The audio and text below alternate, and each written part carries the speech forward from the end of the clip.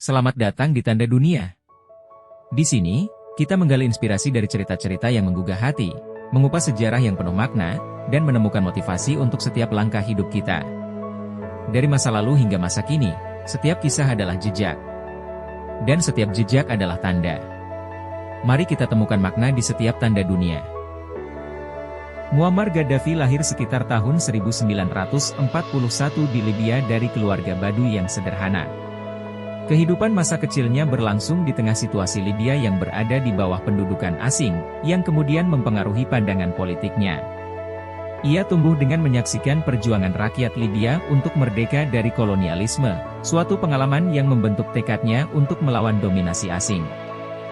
Ketika remaja, Gaddafi terinspirasi oleh pemimpin Mesir, Gamal Abdel Nasser, yang mempromosikan ideologi Panarabisme, sebuah gerakan yang mendorong persatuan dunia Arab untuk melawan pengaruh Barat dan Zionisme. Panarabisme ini menjadi landasan ideologi Gaddafi di masa depan.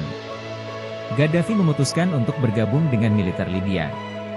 Di dalam militer, ia bertemu dengan perwira-perwira muda yang berbagi pandangan politik yang sama, dan mereka bersama-sama merencanakan kudeta untuk menggulingkan Raja Idris, yang dianggap terlalu pro-Barat dan tidak memajukan Libya. Pada 1 September 1969, Gaddafi dan rekan-rekannya berhasil melancarkan kudeta tak berdarah yang menggulingkan Raja Idris. Setelah mengambil alih kekuasaan, Gaddafi dengan cepat menasionalisasi aset-aset minyak Libya, yang sebelumnya dikendalikan oleh perusahaan-perusahaan Barat, dan menggunakan pendapatan minyak untuk membangun negaranya. Ia juga mengusir pasukan asing dan mempromosikan Islam serta Panarabisme sebagai dasar kebijakan dalam negeri dan luar negeri.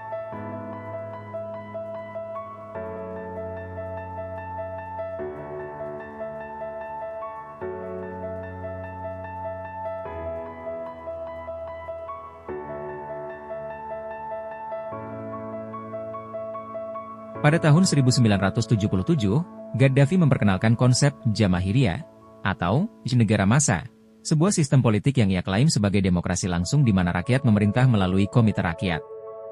Namun, kenyataannya, Gaddafi tetap memegang kendali absolut atas negara. Ia menggunakan komite revolusioner untuk menekan setiap bentuk oposisi, sementara kebijakan ekonomi yang sangat terpusat menyebabkan korupsi, kemiskinan, dan pemborosan sumber daya negara, meskipun Libya kaya akan minyak.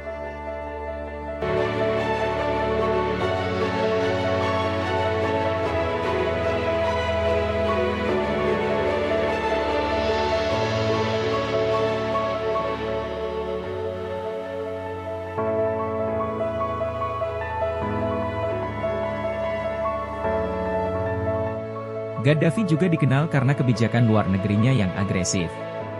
Ia mendukung berbagai gerakan revolusioner dan kelompok militan di Afrika dan Timur Tengah. Gaddafi terlibat dalam konflik di Chad, memberikan bantuan kepada kelompok-kelompok teroris, dan membiayai organisasi-organisasi pemberontak, yang membuatnya bermusuhan dengan banyak negara Barat, terutama Amerika Serikat. Pada tahun 1986, Amerika Serikat melancarkan serangan udara terhadap Libya sebagai balasan atas dugaan keterlibatan Gaddafi dalam pengeboman sebuah klub malam di Berlin yang menewaskan beberapa warga AS. Serangan tersebut memperdalam isolasi internasional Libya. Pada akhir 1980-an dan 1990-an, sanksi internasional yang keras, serta jatuhnya harga minyak, memperburuk situasi ekonomi Libya.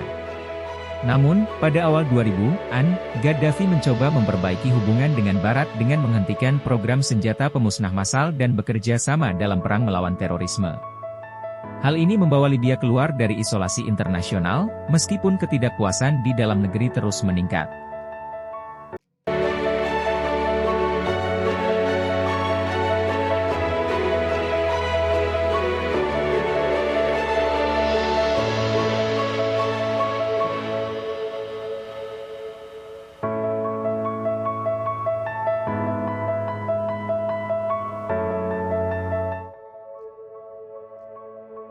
Pada Februari 2011, gelombang protes yang dipicu oleh Arab Spring mencapai Libya. Protes di Benghazi dengan cepat menyebar ke seluruh negeri dan berkembang menjadi pemberontakan nasional melawan rezim Gaddafi. Pasukan NATO melakukan intervensi dengan serangan udara untuk mendukung pemberontak. Pada Oktober 2011, Gaddafi tertangkap dan dibunuh oleh pemberontak ketika berusaha melarikan diri dari kota kelahirannya, Sirte. Kematian Gaddafi mengakhiri kekuasaan 42 tahunnya yang penuh kontroversi. Warisannya diperdebatkan, dengan sebagian orang menganggapnya sebagai revolusioner anti-imperialis, sementara yang lain melihatnya sebagai tiran brutal.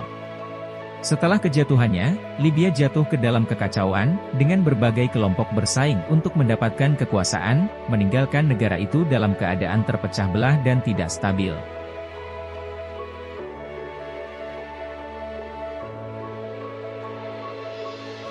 Kehidupan dan pemerintahan Muammar Gaddafi mencerminkan kompleksitas politik Libya selama 4 dekade. Meskipun ia berhasil menasionalisasi sumber daya dan mempromosikan ideologi revolusioner, tindakan represif dan kebijakan luar negeri yang agresif menciptakan banyak musuh. Setelah kematiannya, Libya mengalami kekacauan yang berkepanjangan, dengan konflik internal yang terus berlanjut.